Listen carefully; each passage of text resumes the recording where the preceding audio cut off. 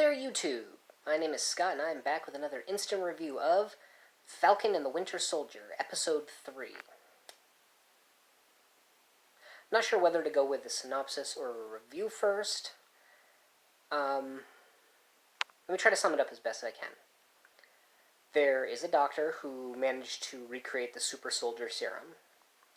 He was in a place called Madripoor, working for a character known as the Power Broker, whom I forgot to reference before now, and is a character from the comics, but I could have sworn his thing was, somehow giving people, enhanced abilities.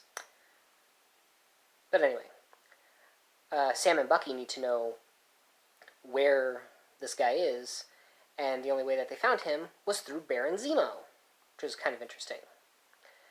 And Zemo is actually the guy who put a bullet in the doctor's head, but not before the Flag Smashers got away with all the serum he could recreate, which is 20 samples.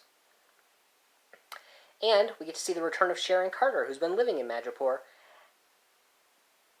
And, she says she's a hustler.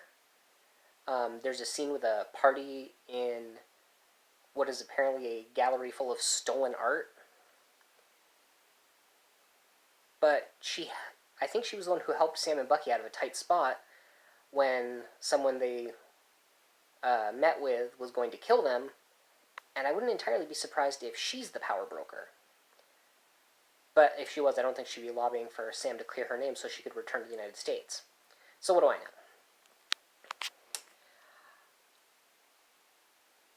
So yeah, most of the episode is about trying to find out what was going on with the super serum. And apart from that, a running theme throughout this seems to be characters not behaving the way you would think they would. The very first scene involves Captain America sucker punching a guy in the gut because he won't answer one of his questions. Quick side note, by the way. Guys, lay off Wyatt Russell. He's gotten so much flack for being the Captain America that nobody wants that he's, deactivated from social media. How can you possibly hate the actor that much? Do you realize how awesome of an actor he must be for you to hate his character that much? And don't get me wrong, I'm calling him Captain America, I get it, but it's because he's not, basically living up to our ideals.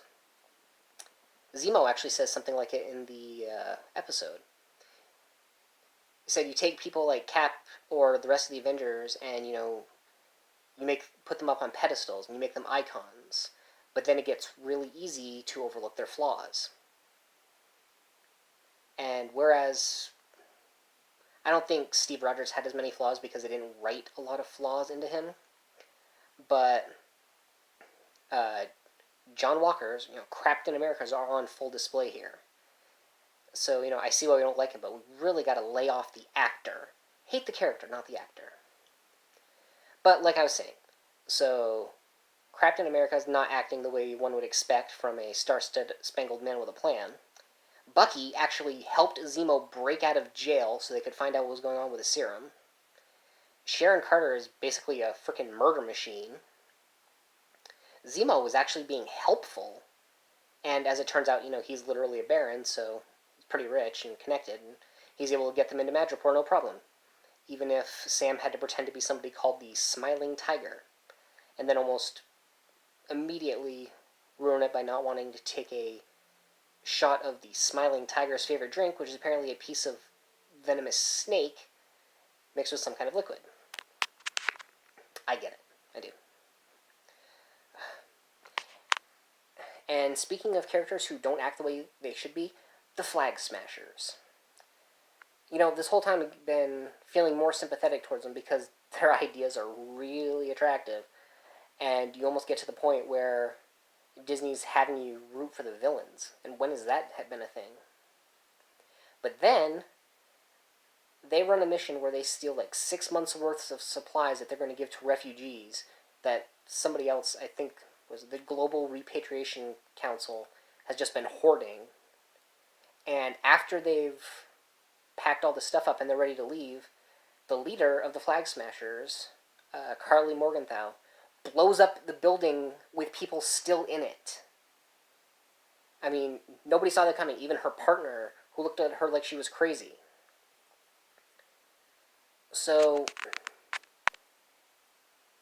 I don't know.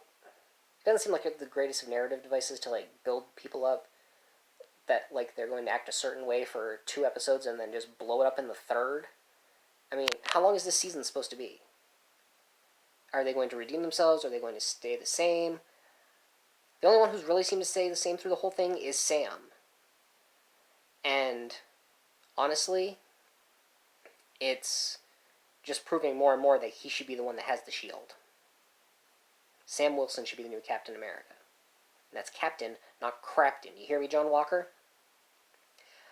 The banter picked up between, like, Sam and Bucky, and, you know, the whole Marvel trope, if you will, of joking during moments of high tension, or just joking in general. I think they're getting along more, mostly. And there was something else. Oh, right at the end of the episode, Io showed up. And that's going to be bad because, like Bucky said in an earlier part of it, nobody in Wakanda has forgotten how Zemo blew up the United Nations and killed King T'Chaka. So, this is going to be interesting going forward. As I said, there's like 2 days left until episode 4 comes out. And I'm going to try to watch it a little quicker so this instant review comes out a little bit quicker next time. And when it does, see you then.